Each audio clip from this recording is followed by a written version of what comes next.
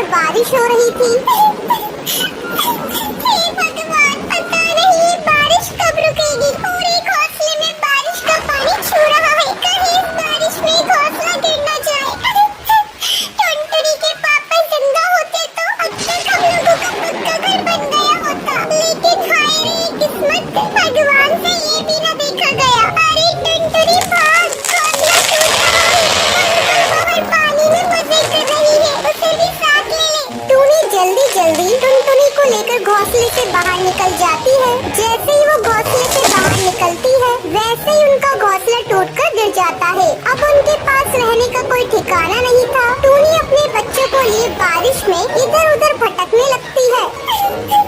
हे भगवान, इस तेज बारिश में अपने बच्चों को लिए कब तक भटकते रहूं? कहीं सर छुपाने की छोटी सी जगह भी मिल जाती तो अच्छा होता।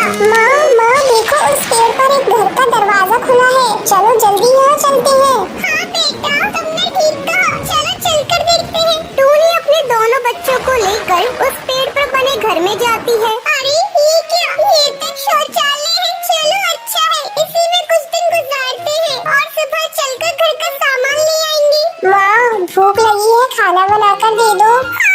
मुझे भी भूख लगी है। कहाँ से बनाकर खिला दूँ? इतनी बारिश में तुम लोग तो देख ही रही हो। छोड़ो, पानी पियो, सो जाओ। माँ पानी भी तो नहीं है।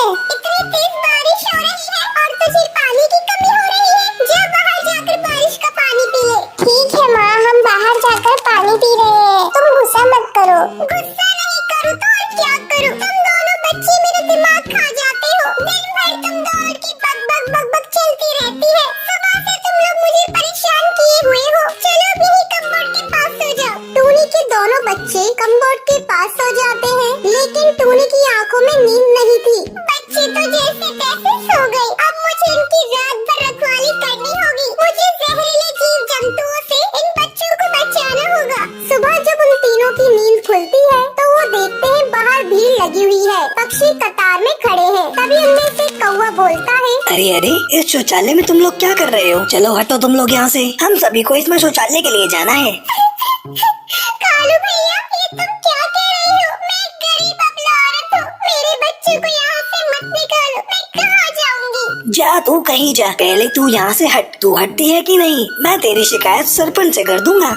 जा बड़ा है सरपंच से शिकायत करने वाला। आज तेरे ही कारण मेरा घर पक्का नहीं बन पाया। अगर तूने मेरा सरकारी पैसा गबन नहीं किया होता तो आज मेरा पक्का घर होता। जा, मैं यहाँ से नहीं निकलती। देखती हूँ क्या करते हो तुम। बहुत ज्यादा अकड़ दिखा रही है। पति तो नहीं रहा है तेरा, अब तू किस पर अकड़ दिखा रही है? चलो भाइयों, सरपंच से शिकायत करते हैं। अरे भाई, तुम्हें जाना है तो जाओ, मुझे तो अपना पेट खाली करना है। मैं पास के खेत में जा रहा हूँ। ठीक है, मैं ही अकेला सरपंच के पास जा रहा हूँ और इस टूनी चिड़िया की शिकायत करता हूँ। इसने तो शौचालय को ही अपना घर बना लिया। जा कर ले सरपंच से शिकायत। मैं भी तेरे पीछे पीछे आ रही हूँ। अब तो सरपंच को पैसा देना ही पड़ेगा। जब तक मेरे पैसे मुझे नहीं मिल जाते, मैं यहाँ से हिलूंगी नहीं। शोर सुनकर पास के पेड़ों की चिड़िया भी वहाँ पर आ जाती है। तुम बिल्कुल ठीक कहती हो। इस काले कलूटे कौवे ने हम तोतों का भी पैसा गबन किया है। हम लोग तुम्हारे साथ हैं। तुम्हारे साथ हम भी सरपंच के पास चलेंगे। जंगल के पंछियों के बड़े हुए हौसले को देखकर वो कौवा डर जाता है। पक्षी उसे लेकर सरपंच के पास पहुँचती है। कालू, क्या बात है? जो जंगल के पक्षी तुम्हें लेकर मेरे पास आई हैं? सरपंच जी, इस टोनी ने जंगल के शौचालय पर कब्जा कर लिया है और हटना तो दूर मुझसे झगड़ा कर रही है। नहीं सरपंच जी, ऐसी कोई बात नहीं है। इसने मेरे सरकार से मिले हुए पैसों को खा लिया है। इसी कालू की वजह से मेरा घर आज तक पक्का नहीं बन पाया। आप मेरे पैसे से दिलवा दीजिए, मैं शौचालय तुरंत खाली कर दूंगी।